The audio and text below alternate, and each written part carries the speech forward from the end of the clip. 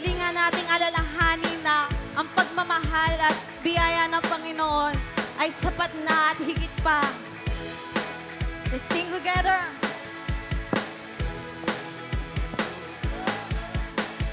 Anong ba sa kawalan pagpapala mo'y laging daan, di matatakot sa panganib, pagkat naririyan ka palagi, di matitinag sa pagsubok, ang pag-asa mo'y tiyak at lubos, di matipigil sa pag-awit, pagkat ikaw ay mabuti, pagkat ikaw ay mabuti. Ang aking pastol hindi magkukulang, sapat na at higit pa. Biyaya mo'y sagana at umaapaw, sapat na at higit pa. Sapat na sa lahat kong pangangailangan, higit pa sa lahat kong inaasahan. Wala nang ang mahiling pa, pagkat ika'y sapat na, ika'y sapat na at higit pa. Oh, oh,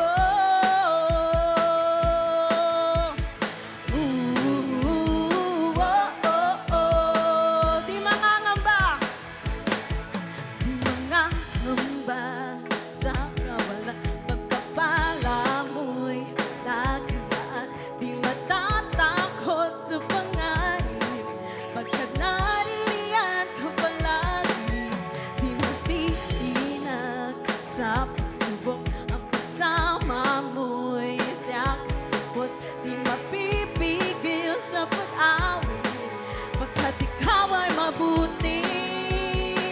Oh, ikaw ay mabuti. Ang aking pastol hindi magkukulang, sapat na at higit pa ang biyaya mo. At higit pa, sapat na sa lahat kong pangangailangan, higit pa sa lahat kong inaasahan. Wala nang ang mahiling pa, pagkat ika'y sapat na, ika'y sapat na at higit pa. Oh, oh,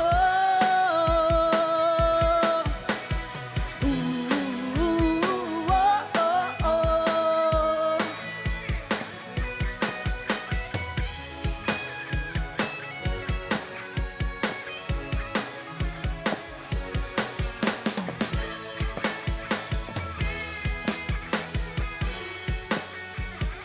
Ikaw ang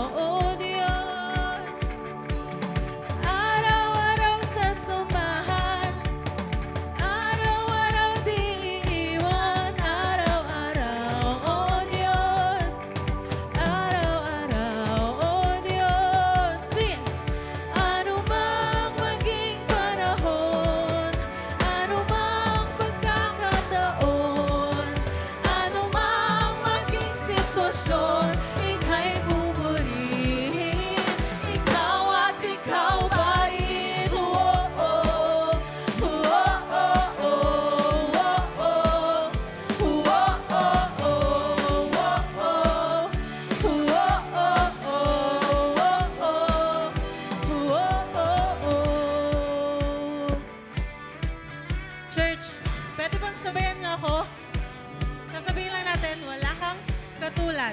Okay ba yun? Let's declare it. Sing it. Wala kang katulad, lalala kang katulad. Wala kang katulad, lalala kang katulad. Wala kang katulad, lalala kang katulad. Wala kang katulad, lalala kang katulad. Wala kang katulad, lalala kang katulad. Wala kang katulad, lalala kang katulad. Wala kang katulad, lalala kang katulad. Wala kang katulad, lalala kang katulad. Wala kang katulad, lalala kang katulad. Wala kang katulad, lalala kang katulad. Wala kang katulad, lalala kang katulad. Wala kang katulad, lalala kang katulad. Ano mang maging panahon, ano mang pagkakataon, ano mang maging sitwasyon, ika'y pupurihin.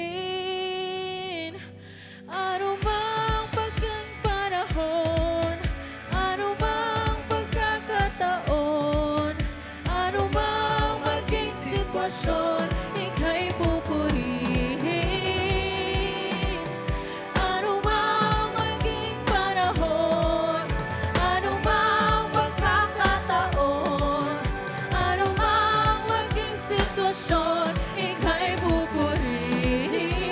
Ikaw at ikaw pa rin. Oh-oh. Oh-oh. Oh-oh. Oh-oh.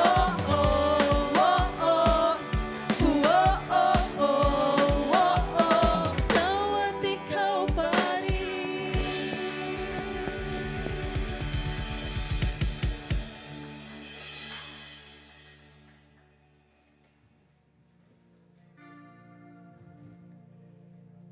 Church,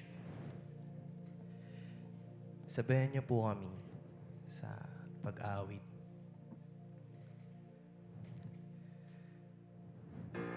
Kung kayo'y nagpapasalamat sa sukdulang biyaya ng Panginoong Diyos, sing it with our hearts.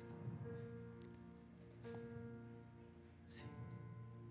Habang hindi karapat-dapat pagkukulan ng habag at wagas mong pagsinta. Habang walang kakayanang masuklian ka ng mabuti sa lahat mong ginawa. One more time. Habang hindi karapat-dapat pagkukulan ng habag at wagas mong pagsinta. Habang walang kakayanang masuklian ka ng mabuti sa lahat mong ginawa. Niyakap mo ako sa aking karumihan. Inibig mo ko nang di kayang tumbasan.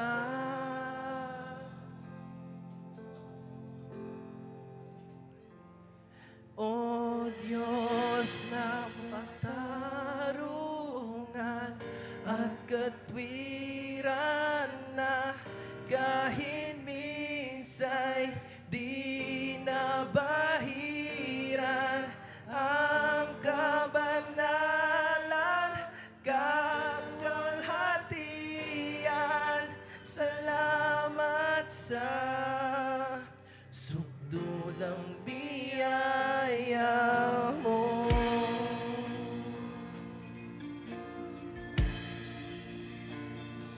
Oh, oh.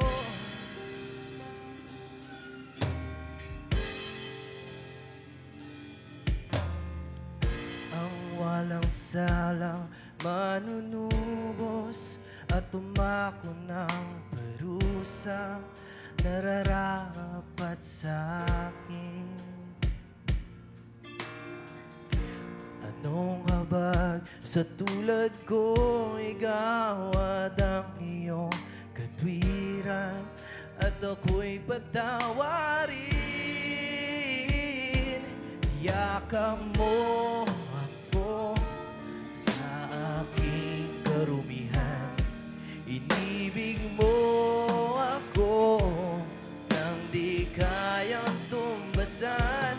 Yakap mo ako sa aking karumihan. Inibig mo ako nang di kayang tumbasan. O Diyos ng katarungan at katwiran na kahit minsan di na mahirap ang kabanalan, kawalhatian.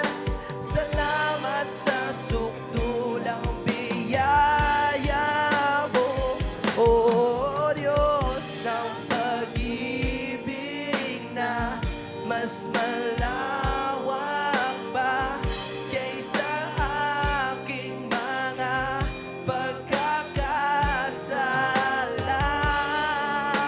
Higit pa sa buhay ko, salamat sa sukdulang biyaya mo.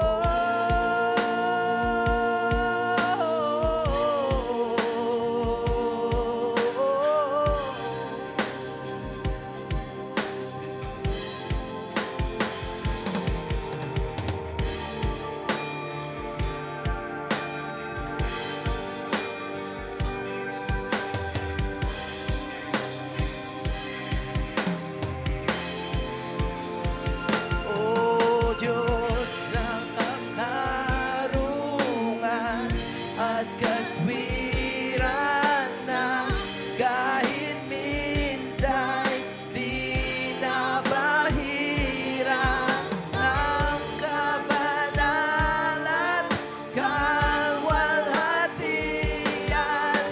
Salamat sa sukdulang biyaya mo, O Diyos ng pag-ibig na mas malawak pa kaysa aking mga pagkakasala. Higit pa sa buhay ko, salamat sa sukdulang biyaya mo.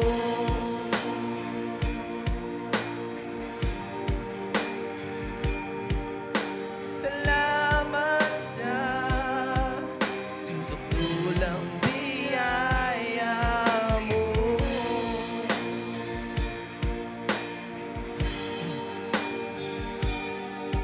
Salamat sa sukdulang biyaya mo.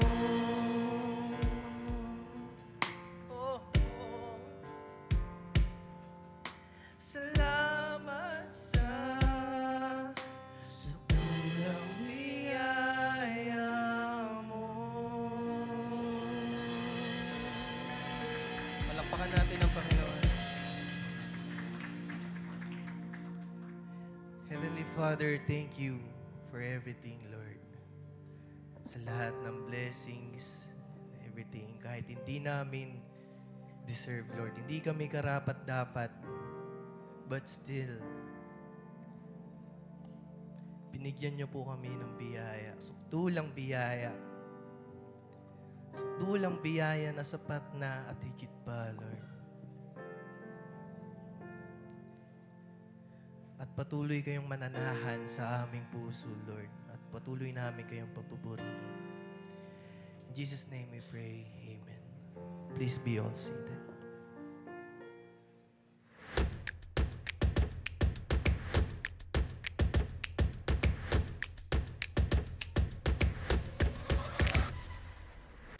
Hey there, I'm April, and I'm really glad you're here. Welcome to Life Point Church. Thanks for taking time out of your day to join us. In just a few minutes, the band will play another song. While you're listening, we'd love for you to fill out the connection card you got in the envelope when you walked in. Just write down your name and anything else you feel comfortable sharing. Don't worry, your info stays private and no surprise visits. Promise. We'd also love to support you in prayer. On the back of the card, you can write anything you're praying for or any good news you want to celebrate. We're here for you. Enjoy the music and take this moment to just breathe, relax, and connect.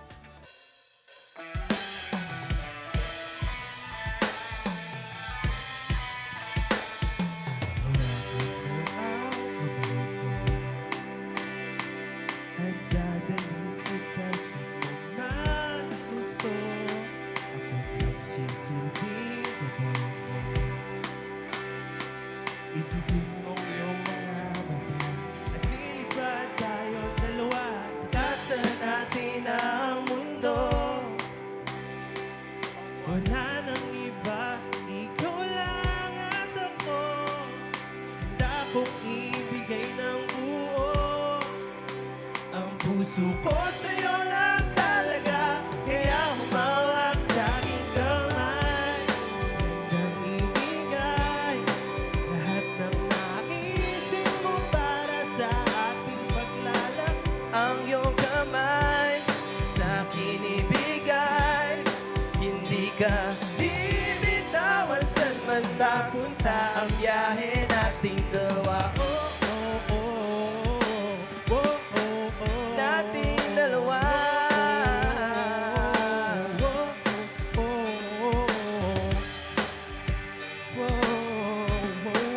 Nating dalawa. Hawakan mo ang kamay ko. Ako ang iyong baluti sa lahat ng kasakitan mo. Akong nagsisilbing gabay mo. Buksan mong iyong mga mata. Huwag mong pigilan ang saya. Takasan natin ang mundo. Sa lahat ng oras Ay asahan mo. Handa kong ibigay ng buo ang puso ko. ko sa'yo lang talaga. Kaya humawak sa aking kamay. Handang ibigay lahat na Naisip mo para sa ating paglalakbay. ang iyong kamay sa akin ibigay. Hindi ka bibitawan saan man mapunta ang biyahe nating dalawa. Oh, oh, oh, oh, oh, oh. Nating dalawa.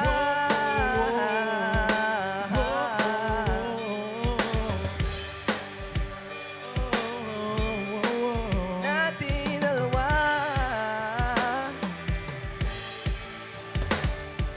Kahit ano man ang mangyari, ako'y katabi mo lang palagi.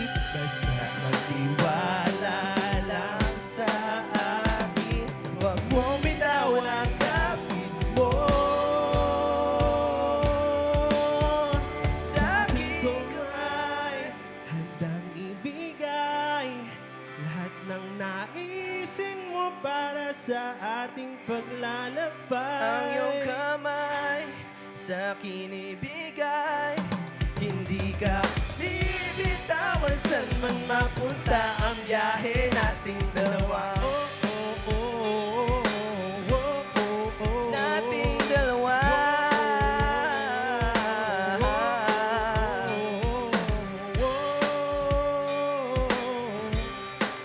Nating dalawa. Bibitawan saan man mapunta ang biyahe nating dalawa.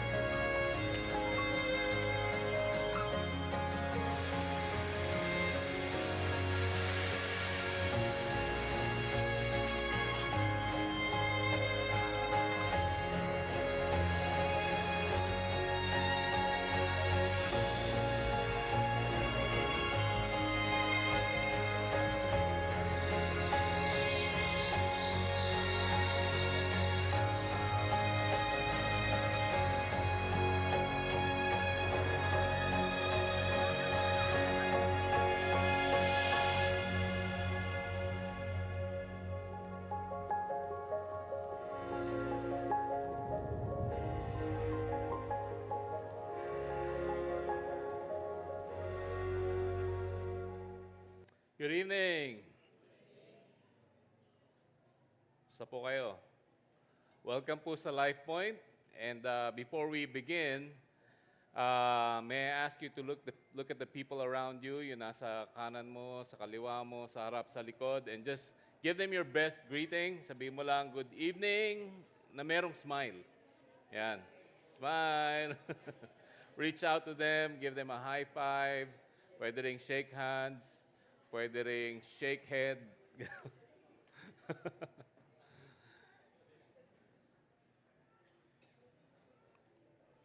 All right.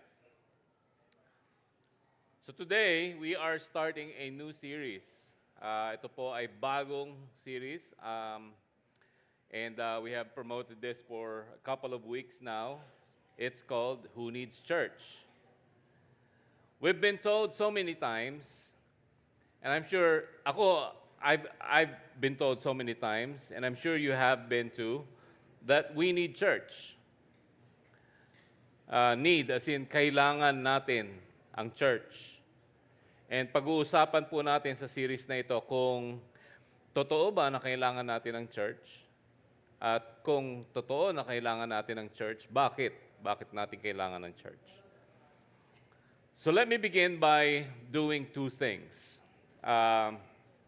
First, I want to clarify, and then second, I want to make a confession, a public confession. So first, I want to clarify that when we talk about the church in this series, I'm not talking about a building, I'm not talking about a temple, I'm not talking about a place. I'm also not talking about religion. So pag pinag-usapan po natin ang church in this series, I'm talking about the assemblies of Jesus, Jesus followers. Local assemblies of Jesus followers all over the world. So the assemblies of Jesus followers who are committed to the teachings of Jesus and committed to the new covenant ethic of Jesus, new covenant ethic of Jesus, that is, that we are to love one another the way God loved us through Jesus. That we are also to love others who are outside of the church the way God loved them through Jesus. That's the church that we are talking about. It's the growing and expanding assemblies that Jesus declared about over 2,000 years ago. See, Jesus was in a ordinary conversation with his apostles. And then he asked them who they think, or who people think about him. So parang tinanong niya, sa palagay niyo, ano yung naririnig nyo na pagkakilala sa akin ng mga tao? He asked his disciples. Sabi nila, meron daw mga tao na nagsasabi na si Jesus daw ay reincarnation ng mga lumang prophets. So sabi nung iba, siya daw ay si Elijah. Sabi ng iba, siya daw ay si Jeremiah. Ang sabi naman ng iba, siya daw yung pinsan niya na si John the Baptist. And then he turns to his disciples. Tinanong niya yung mga disciples niya, kayo, sa palagay ninyo, sino ako? Who do you think I am? And Peter responds this way. Ang sabi ni Peter, you are the Messiah, the Son of the living God. Sabi ni Peter, no doubt, you are the Messiah, you are the Son of the living God. You're the one that we have been waiting for. Ikaw yung pinrami sa mga prophecies before. You are the Savior, you are the Messiah, you are the one sent by God, and you are the Son of the living God. Then he says, sabi niya kay Peter, good, that's good for you because, you know, ang Diyos ang nag-reveal sa iyo niyan. It doesn't come from, you don't get that from human knowledge or human wisdom. And then he makes a declaration about the church. Ang sabi ni Jesus, upon this rock, talking about that declaration na sinabi ni Peter, na si Jesus ang Messiah, siya ang Son of God, talking about that, ang sabi ni Jesus, upon that declaration, upon that statement na sinabi mo, Peter, upon that truth that you said about Jesus, Jesus said that upon this rock, I will build my ecclesia.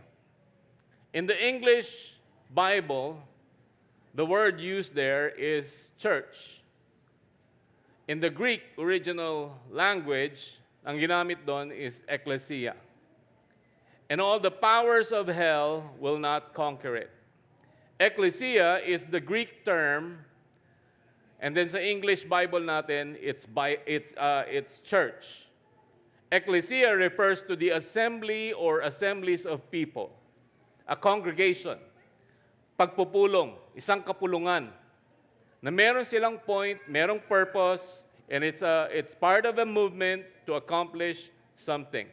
And then Jesus said, all powers of hell, this is his way of saying that death will not and cannot stop the church. Ang sinasabi ni Jesus is that his death will not be the end of the church. He's saying that even the death of the disciples will not be the end of it, and the church will not have an end. In fact, it will go on. People will try to stop it. People will try to put an end to it. People will discredit it to try to stop it.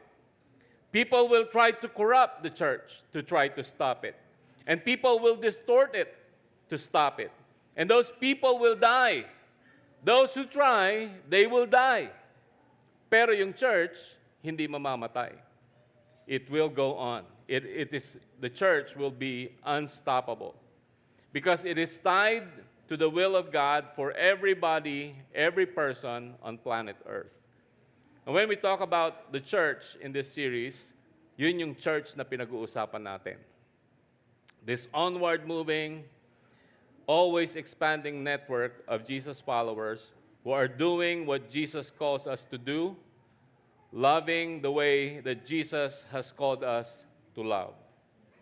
In fact, being true to his words, pagkatapos ng kamatayan ni Jesus, many years later, the teachings of Jesus that was carried on by the church pushed away a very strong traditional belief of the mighty Roman Empire. When one of its emperors decided to adopt the teachings of the church and decided that Christianity is going to be the new official religion of the whole Roman Empire, and back then the whole Roman Empire was about maybe half of the world. Nasakop nila yung kalahati ng mundo. And sabi ng emperor na yan, the new religion, the new official religion of the Roman Empire is going to be Christianity. Now, Jesus didn't intend Christianity to be a religion, pero naniniwala po ako na part ng plano ng God, part yun ng grand plan ni Lord to bless the world.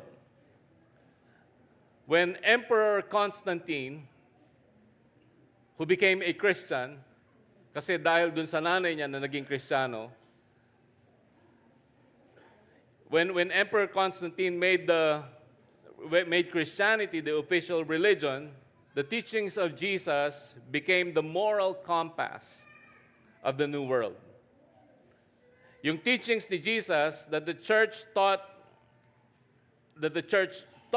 to and influenced the world with, binago niya yung pamantayan, binago niya yung pagtrato ng bawat tao sa kapwa-tao. In fact, today we hold some values that we think of as self-evident values. Ibig sabihin, hindi mo na kailangan ipaliwanag, parang understood na yan. Self-evident yan. It's to us today, parang hindi na natin dapat pinag-iisipan. It's something that comes out of us as if it's natural para sa atin because of the church that Jesus established. Self-evident values are values that don't need explanation. It's like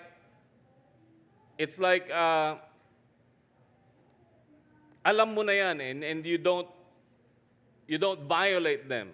Parang it's part of the norm. That's normal to you. That's all because of the church. And we'll talk about that more later. And I just want to clarify that when we talk about the church, dito sa may series po na to, we're talking about the assembly of committed Jesus followers. It's not a building, it's not a temple, it's not a place, it's not a religion. Now, the second thing I want to do is I want to make a confession. Aaminin ko po, ready na ba kayo? Aaminin ko po na ako kailangan ko yung church. I needed the church, and I still need the church. I needed it before, and I still need the church even today. You see, the church saved my life. The church rescued me. It has rescued me many times sa buhay ko. In relation to the church, kapag tinanong mo yung ibang mga tao, sasabihin nila, hindi nila kayang ma-imagine kung ano yung merong buhay sila if not for the influence of the church. Ako kabaliktaran. I can imagine how I would be like without the influence of the church. I can. Because I know what my life would be without the influence of the church. Kung hindi dahil sa church, my life would be a mess. It's easy to put in an equation. It would be like me minus church equals mess. Ganun lang kasimple. Some of you started knowing me nung nag-start na po ako mag-serve sa LifePoint. Maybe yung iba sa inyo, nakilala nyo ako mga 16 years ago, mga ganon. Some of you, mas shorter, nakilala nyo ako in the context of the church. And maybe you're thinking, si pastor, dahil pastor yan, mabait yan, disiplinado yan, patient yan. But you have no knowledge of me, of who I was prior to the time when we met in the context of the church. And of course, I've told you some stories about me, so you know some tungkol sa akin. But really, without the church, my life would be a mess.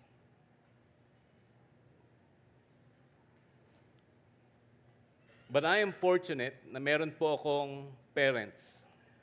And let me just say this.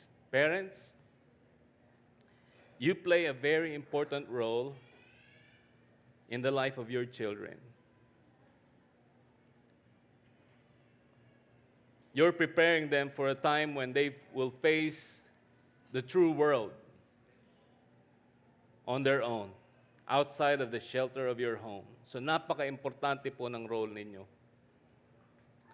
Well, me, I'm fortunate na meron ako mga parents who insisted not only in attending church regularly, but in being involved. They insisted that kami magkakapatid, we be involved in the local church. And I'm going to be honest with you, even when we were so involved in the church growing up, I still managed to mess up my life.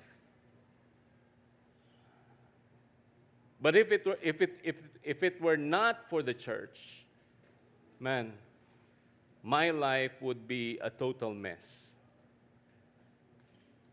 And so I'm going to tell you 5 things that the church has done for me that actually has prevented me from making a big mess sa buhay ko. And itong 5 bagay po na ito, they can also be the church's blessing for you kung papayagan ninyo ang church na maging blessing sa inyo. Una is the church informed my conscience. It informed my conscience. Now, most people have conscience. Pero dapat ang conscience natin, ang conscience po is informed. It is always informed by something. The church informed my conscience in line with the teachings of Jesus. And I'm going to be honest with you, maraming beses po sa buhay ko, I went against my conscience and made bad decisions in the past. Kahit na meron akong informed conscience, I did wrong. even though my conscience told me not to. But I have awareness because I have an informed conscience. Alam ko, now that makes me worse than somebody who doesn't know, but I'm telling you, I could have done a lot worse if the church didn't inform my conscience. The church taught me that I should treat women with respect, that I should think of women as someone's daughter or sister or mother, that I should respect all human beings with dignity and respect, because God loves them the same way. The same way God loves me, ganun din ang pag-ibig ng Panginoon sa kanila. The church has taught me the moral boundaries that I value now. The church informed me that I should treat everyone with respect regardless of who they are, kung ano man ang gender nila, kung ano man ang katayuan nila sa buhay nila, kung ano man ang kulay ng kanilang balat. I should respect them because pare-parehas ang pagmamahal ng Diyos para sa kanila, and they reflect the image of God. The church informed me that every sin has consequence. Nobody gets by with anything. The church also informed me that although I sinned, God loves me enough to forgive me. And I never wrestled with the idea that God is just waiting for a chance para parusahan ako. Never wrestled with that. I knew all the time, because the church has informed me, ng pagmamahal ng Diyos sa akin ay punong-puno ng grace. But God made sure that I know that I am responsible for my actions. That there are consequences to sin. The church taught me that God loves me, and the church has taught me that He loves you too. The second thing that the church did to me is the church instilled a sense of purpose in me. The other thing na ginawa ng church sa akin is binigyan niya ng purpose. Tinuruan niya ako na meron purpose ang buhay ko. That God has a plan for my life. That I was created on purpose, for a purpose. Pero I am not the purpose. The purpose is bigger than me. It's outside of me. The church taught me to ask God for His will and plan for my life. Doon ko natutunan na tanungin ng Panginoon, Lord, is this your plan? Is this part of your will? Ito ba'y kalooban mo? Nagpapasalamat ako that because of the church, I learned those things. Pangatlo na ginawa ng church sa akin is it served as a context for lifelong friendships. Marami akong mga kaibigan, totoong mga kaibigan, and mga kaibigan na concerned sa akin, and mga kaibigan na parehas ng mindset because of the church. One of my bestest friends is one of my cousins. And hindi kami best friends because magkamag-anak kami. Best friends kami because we grew up together in church. We grew up knowing the same things. But you know, like I said, kahit na very involved kami sa church, we made some very bad choices. And we made bad choices together. Dahil best friends kami. Magkasama kami sa magagandang bagay, magkakasama rin kami sa kalokohan. Alam namin yung limits namin, but many times we just went really close to our limits, just testing the limits. And most of the time, many times, not most of the time, but many times, we also went beyond our limits. And today, we look back at our past. Just a few weeks ago, magkasama kami, nagkukwentuhan kami, and we laughed about our past, and then, of course, we shook our heads because now we both watch our churches, and when we see some people trying the same things that we tried before. Yung bang sinusubukan nila yung limits nila, or they go beyond their limits, alam na namin eh. Alam na namin that there will be consequences that they will face because we face the consequences of our stupid decisions. Yung pinsan ko po na yan, si Vipo, is now also a pastor. Pang-apat is the church taught me to be generous. It taught me to be generous. The church taught me to give 10% of my money to the local church. It taught me that I should learn to trust God for His supply. That the money I have is not mine. And I should manage it well. And I am accountable for it. And I should use it right. And I should use it for me, but not only for me. I should share it to others as well. I've learned how to use my money, and then the same thing that we teach you here again and again. Give, save, live. Give first, you save second, and then you live on the rest. You live on what is left. Giving first is a keystone habit that impacted all my financial decisions. Everything finance is about me. The church taught me how to manage money and to not allow money to manage me, to control me. And that's very important. Natutunan ko sa church na palaging bukas ang kamay, na hindi maging sarado. Pang-apat na itinuro ng church sa akin, panglima na itinuro ng church sa akin, is that the church served as a window to the world. The church allowed me to see God's activity in different parts of the world. It exposed me to a world bigger than my neighborhood, bigger than my school, bigger than my circle of friends, bigger than my home and family. The church taught me that I should be involved with more than what God is doing here, where I am now. That just as my Heavenly Father reached out from heaven to reach me where I am, I should be like my Heavenly Father and take concern and have compassion for those outside of my zone. Ang church din po ang nag-introduce sa akin to people who had less stuff, but they have more joy, way more gratitude, and way bigger faith.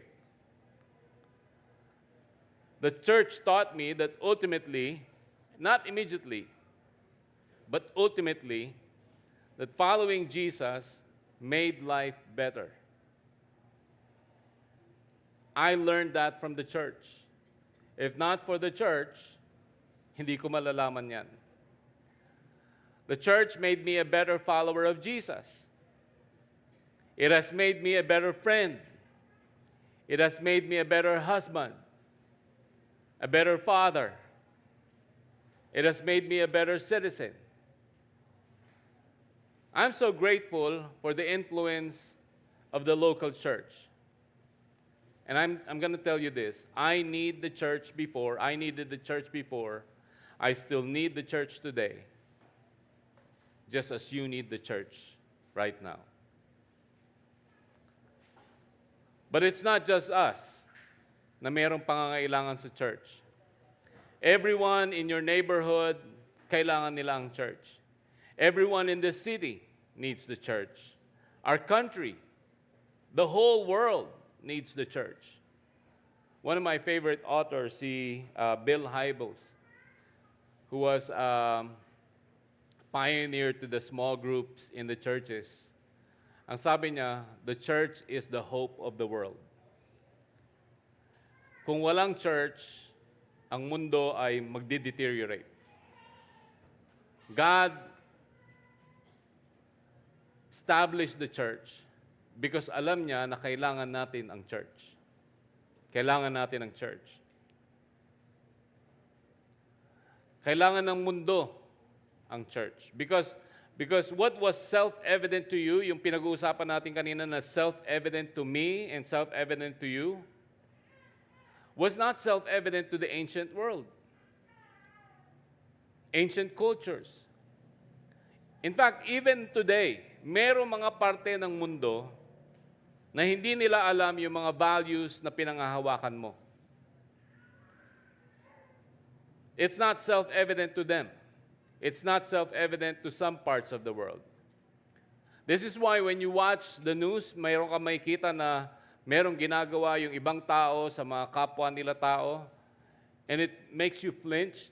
Parang feeling mo, di nila dapat ginagawa yun sa mga tao na ganyan. Ba't nila ginagawa yun sa kapwa nila? Because they don't know that what they're doing is wrong. Truth is, hindi sila informed. Informed tayo. Because long ago, before you and I were even born, when Jesus established the church carried out the message of Jesus, the teachings of Jesus. And when the church multiplied, the teachings of Jesus spread out. So we are fortunate because we live in a highly Christianized world. Let me clarify this. The Philippines is not a Christian nation. But the Philippines is a Christianized nation. We have been influenced. Our culture has been greatly influenced by the Christian values that Jesus taught. This is why some of our values are self-evident para sa atin. Hindi na natin kailangan pag-isipan, it comes naturally para sa atin. Halimbawa, the dignity ascribed to women. The dignity ascribed to disabled children. The elderly. Lahat po yan ay galing sa teaching ni Jesus. We feel like parang normal na sa atin yung mga values na yan because we have been Christianized. Naapektuhan yung culture natin, nahawahan ng mga teachings ni Jesus.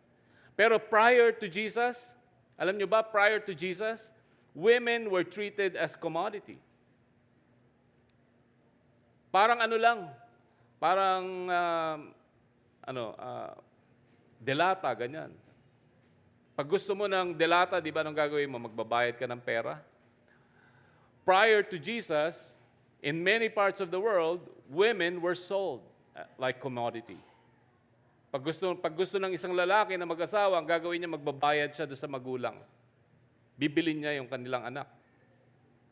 And if the price is right, papayag yung magulang. Pag hindi pa, they can bargain. Pwede silang mag-negotiate. Sabihin ng magulang, kulang pa, dagdagan mo naman konti. Mga ganun. Bibigay ko sa iyo yung anak ko, dagdagan mo ng konti. Commodity. Prior to Jesus, in some parts of the world, women have no rights. Pero because of Jesus, tinuro niya that women have equal rights as men.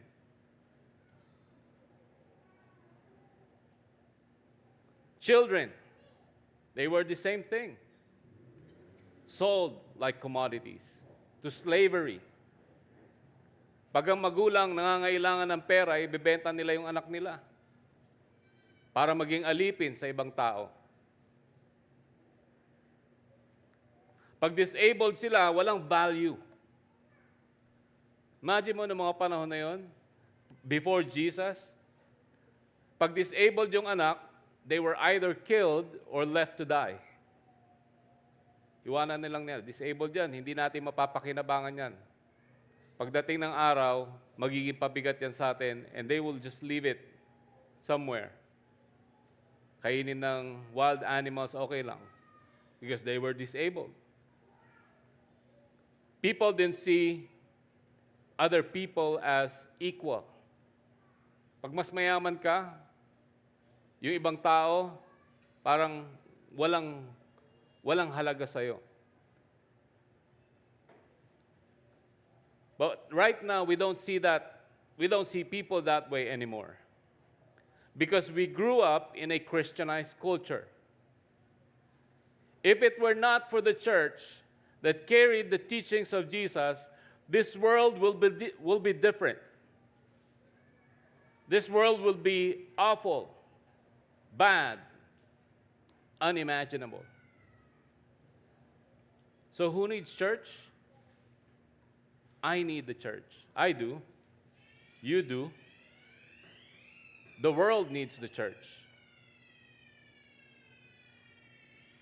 Now imagine your world without the church. Imagine mo. Imagine mo yung mundo na walang church. Imagine if our culture has not been influenced by the church. Imagine if the church did not carry out the teachings of Jesus.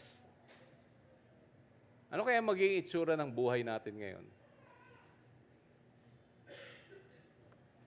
You know, yung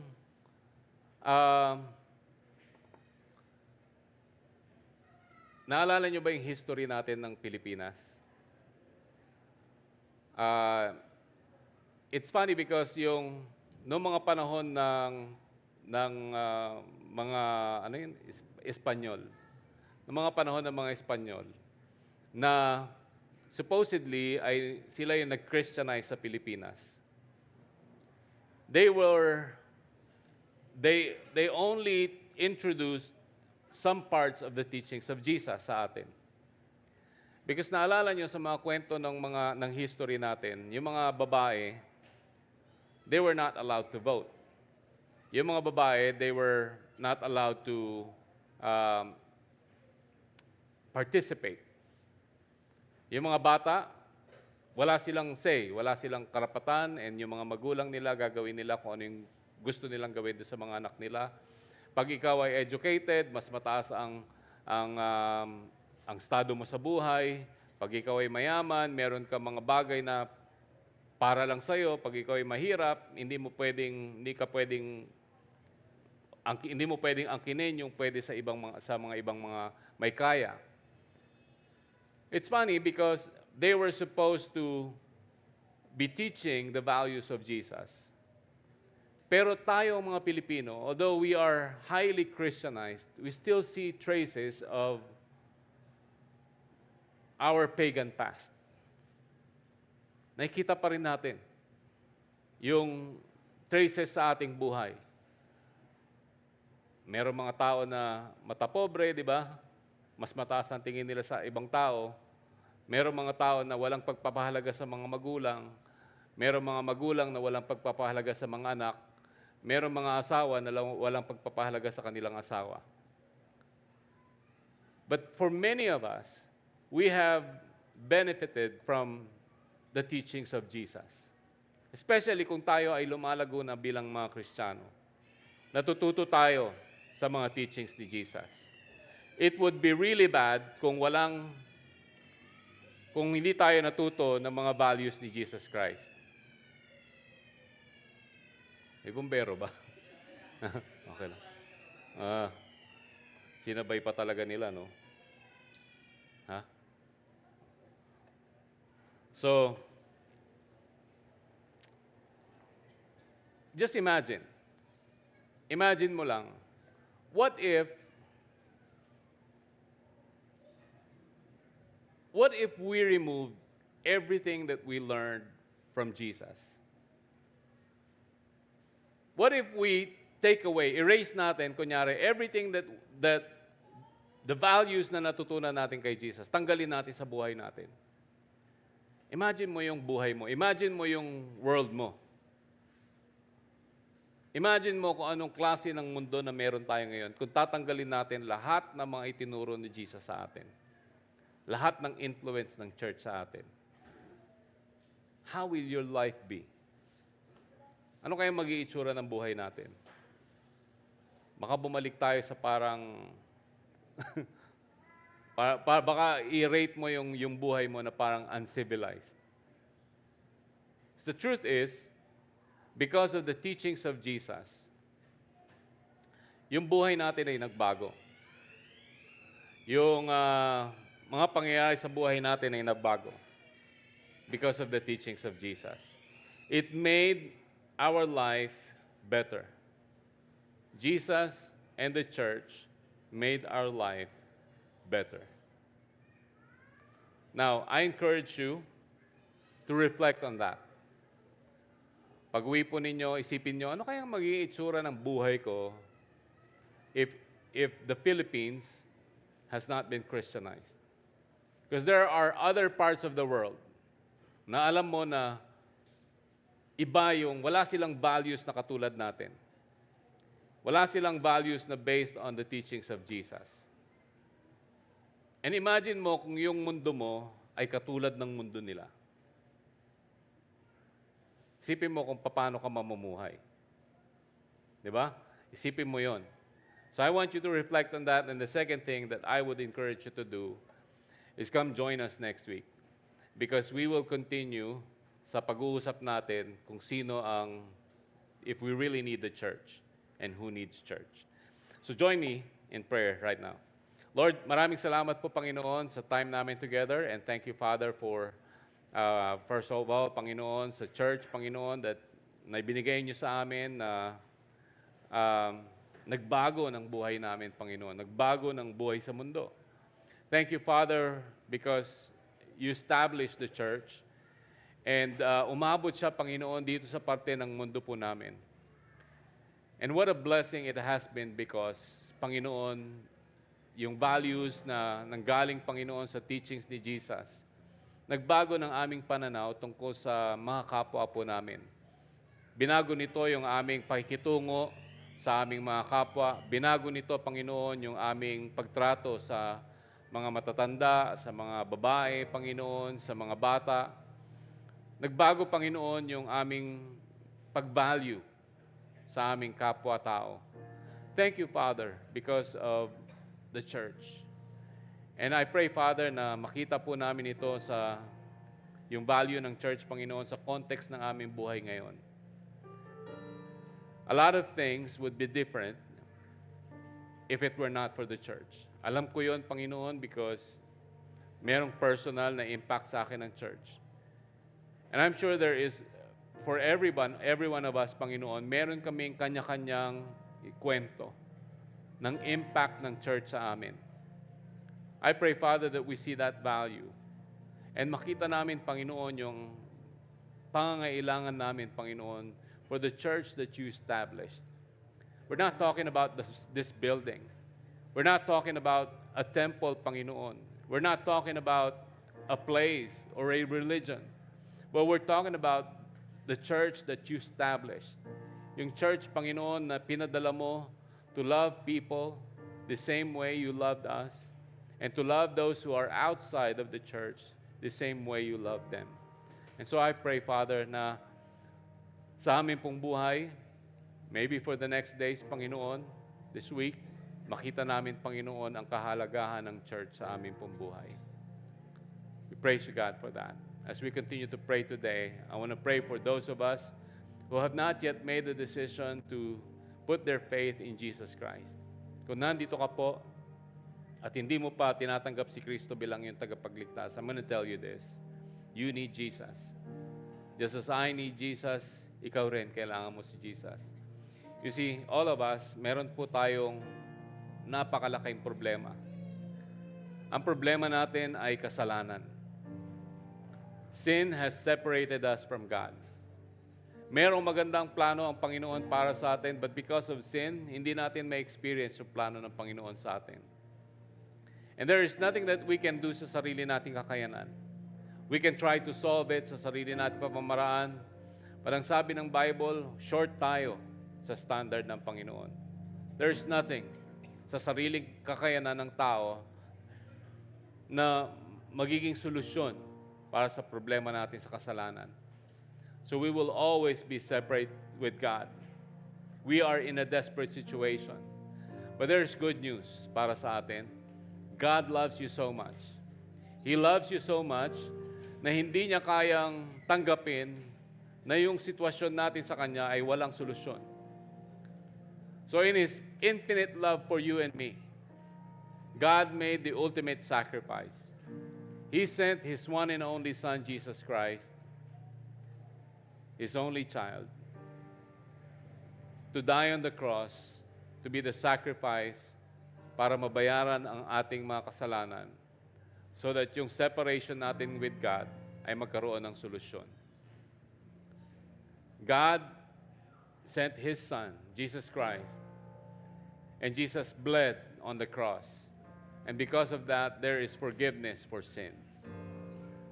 Kung tatanggapin mo si Kristo bilang iyong tagapagligtas, and if you will put your faith in Him and trust that what He did on the cross is payment for all your sins, ang sabi ng Panginoon, you will be forgiven. Ang sabi ni God, He will give you eternal life. Ang ibig sabihin ng eternal life is yung separation natin sa Panginoon na sinira, nakagagawa ng kasalanan, ay maaayos. We will be reconciled with God. Yung relationship natin sa Kanya ay muling mabubuo. Not because you're a good person, not because you've done good things sa buhay mo, not because you help people, not because you're part of a religion, but because you trusted what Jesus did on the cross. Kung hindi mo pa nagagawa yung desisyon na yan ever sa buhay mo, I encourage you to consider making that decision today. If you want to make that decision, you follow me in this simple prayer. Sabihin mo, Lord, I am a sinner. Inaamin ko po na ako ay makasalanan. It's hard to understand, God, kung bakit mo mamahalin ang isang katulad ko na makasalanan. But I thank you, Father, because you said you do. At pinatunayan mo, Panginoon, na mahal mo ko. When Jesus sacrificed His life on the cross. Today, Father, I'm making a decision that will change my life from here on. I'm putting my faith in Jesus. Naniniwala na po ako, Panginoon, sa ginawa niyang sacrifice on the cross.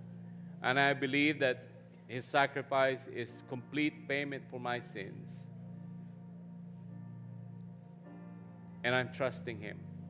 Jesus, I open my heart to you, and I invite you to be my Savior, to be the Savior of my life. If you pray that prayer sincerely from your heart, God heard that prayer.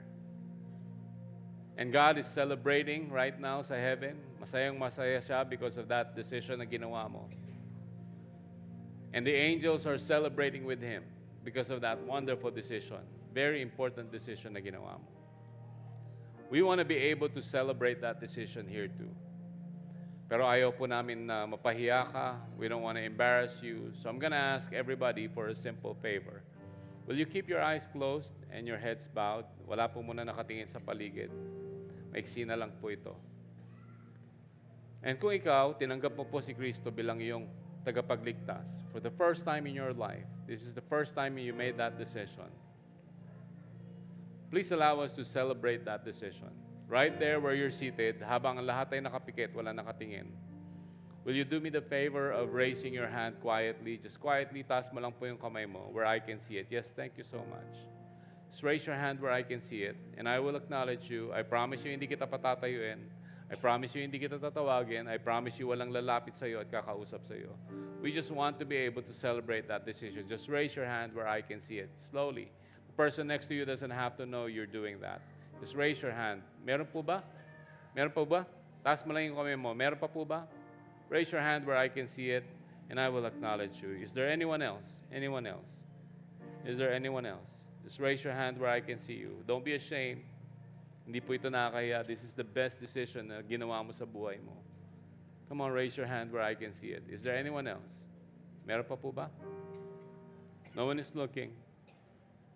No one is looking at you. Just raise your hand where I can see you. Anyone else? Awesome. Church, can I invite you all to stand up, and we will sing our last song. Now, this song is a wonderful song. If you sing it from your heart, at kung talagang aalalahanin mo at magre-reflect ka sa biyaya ng Panginoon sa buhay mo, you have no choice but to worship God with this song. I encourage you to sing this from the heart. Think about how God has blessed you sa buhay mo, maybe this past weeks, maybe this past month, even this past year. Isipin mo, paano ka binless ni Lord? And then as you think of that, sing this song to Him as a worship. We will sing this together, but before we do that, I want you to join me in a loud celebration. Ready na ba kayo? Because there's one person here today that made a decision to put their faith in Jesus Christ. Want to celebrate that. Let's sing this together, church.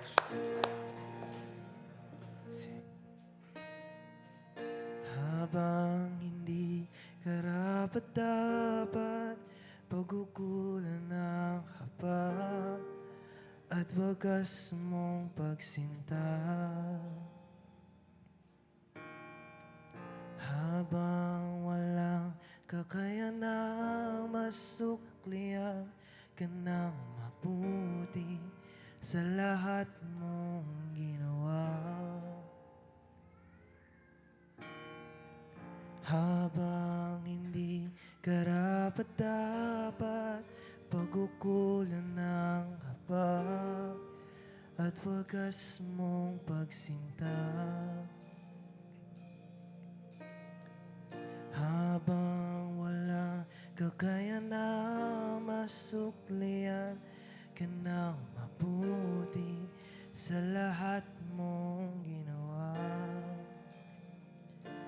Niyakap mo ako sa aking karumihan.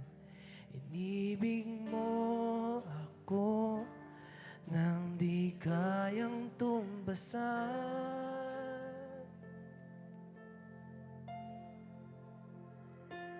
O Diyos ng katarungan at katwiran na kahit minsa'y di nabahiran ang kabanalan, kalwalhatian. Salamat sa sukdulang biyaya mo.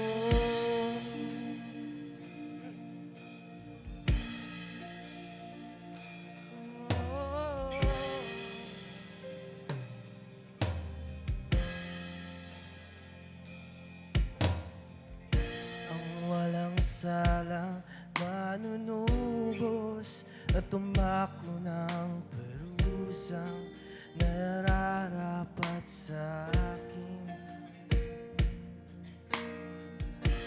Anong mabag sa tulad ko, ikaw at ang iyong katwiran, at ako'y patawarin. Niyakap mo ako sa aking karumihan.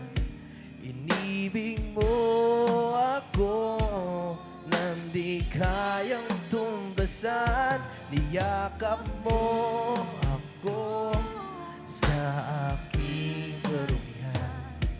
Inibig mo ako nang di kayang tumbasan.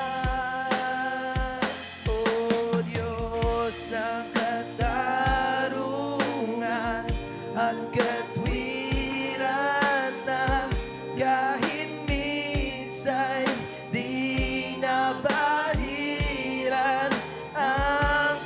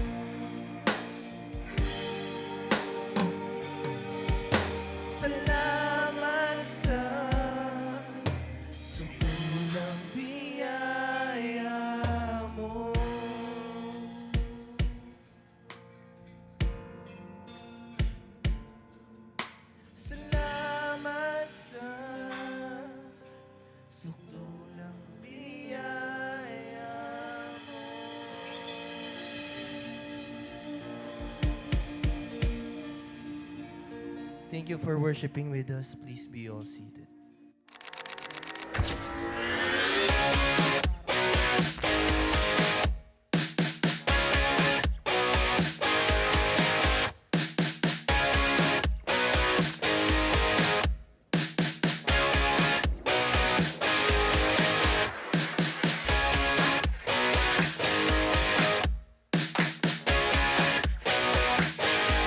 Everyone, nandito po kami sa PPIS at meron silang gustong sabihin. Ano po yun?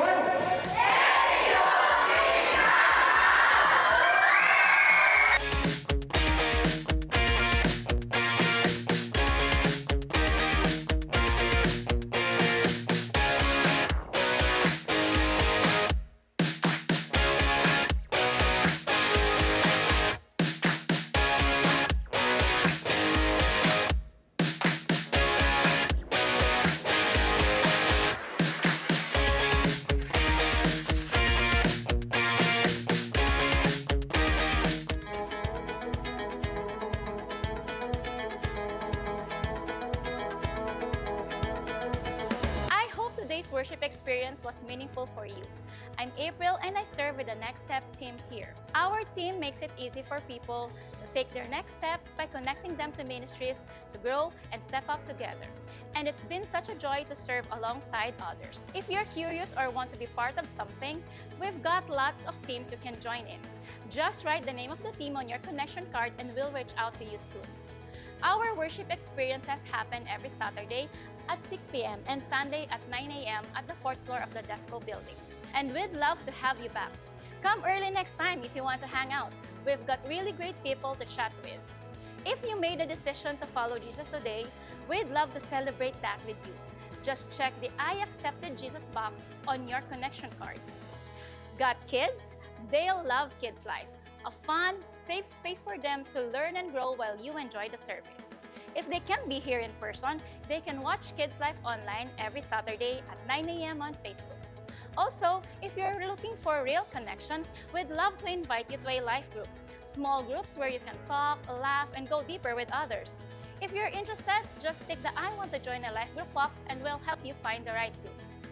As you head out, you can drop your tithes and offerings in the baskets near the door. If you're visiting, please don't feel pressured. This is our gift to you. You can also give through GCash or bank transfer. Just write GCash or bank on your card if you want the details. We're so glad you came today. Hope to see you again next weekend. Until then, take care and stay encouraged.